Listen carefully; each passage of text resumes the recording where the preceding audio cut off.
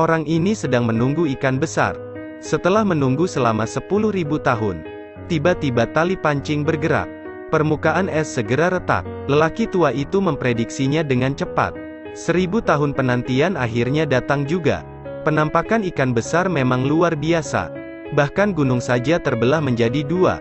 Sesaat kemudian, tiba-tiba seorang remaja terbang keluar dari jantung gunung. Lelaki tua itu sedang menunggu bocah ini.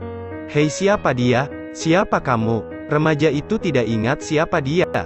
Dan remaja itu tidak menyia-nyiakan penantian lelaki tua itu selama 10.000 tahun. Begitu dia melepaskan tangannya, dia memiliki kekuatan ilahi kelahiran. "Siapa kamu sebenarnya? Saya ingin melihat siapa Anda."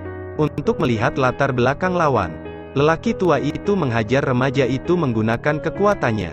Melalui pengamatan lelaki tua itu, menemukan bahwa kehidupan sebelumnya dia adalah dewa perang 10.000 tahun yang lalu zaman masa perang.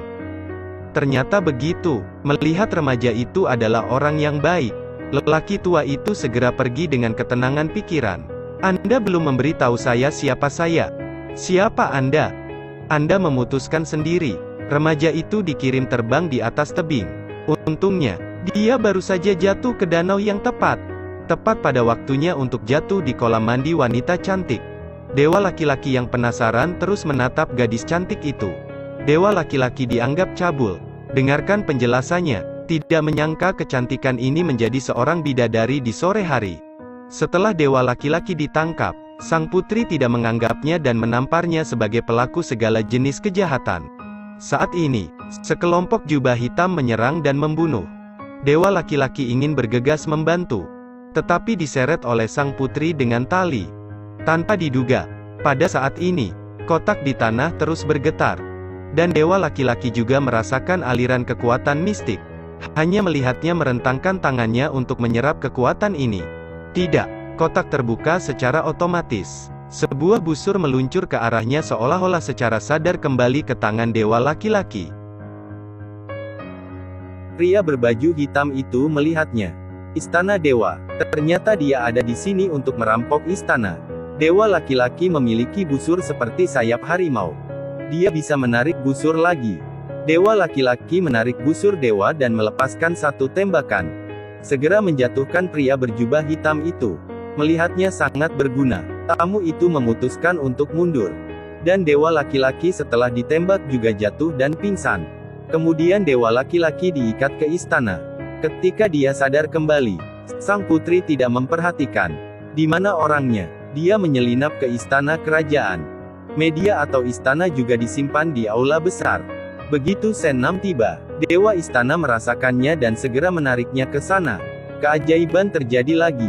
Kaisar dilemahkan oleh penyakit. "Saat ini, saya ingin beristirahat sebentar di aula besar." Ketika Sen-Nam melihat ini, dia segera bersembunyi di belakang Long Yi. Tanpa diduga, ketika Kaisar duduk, kekuatan emas mengalir ke seluruh tubuhnya. Kaisar segera merasa segar dan mengira dia sudah sembuh. Terlalu tua untuk menjadi pria yang sehat. Siapa sangka itu karena dewa laki-laki menyentuh naga. Biarkan saja dewa laki-laki melepaskannya. Kaisar akan segera menjadi lemah. Dan ketika dia menyentuh kursi sang ayah, dia merasakan gelombang kekuatan yang bukan merupakan pantulan. Tanpa menunggu Kaisar bersemangat, tangan dewa itu pergi. Dia menjadi lemah lagi. Sang putri segera menyadari sesuatu yang aneh. Ini bukan karena para dewa. Sang putri dengan cepat membawa istana. Ayah merangkul istana. Benar saja, Kaisar sehat dan berkelimpahan. Memang, terima kasih kepada dewa istana. Berterima kasih kepada leluhur. Tak disangka, dewa istana yang baru saja mendekati dewa laki-laki tersedot keluar karena tidak bisa mengendalikan dewa istana. Dewa laki-laki diseret kemana-mana dengan haluan. Pelayan yang berdiri di sampingnya segera mengerti bahwa saya mengerti. Tubuh putra ini memiliki kekuatan spiritual yang besar. Baru saja yang mulia penuh kekuatan mungkin karena semangat pemuda ini. Begitu Kaisar mendengarnya, dia memperlakukan dewa laki-laki itu sebagai harta karun dan membawanya ke rumah sakit suci untuk beristirahat. Dan orang yang baru saja membunuh sang putri, setelah kembali, segera melaporkan kisah dewa laki-laki itu ke Fuong Gia. Kekuatan spiritual orang itu yang sangat kuat dapat menarik busur dewa dan menarik busur dewa. Ya, ayah. Tapi bocah itu sepertinya tidak bisa mengendalikan energi spiritual. Kalau tidak, saya akan mati di bawah meriamnya.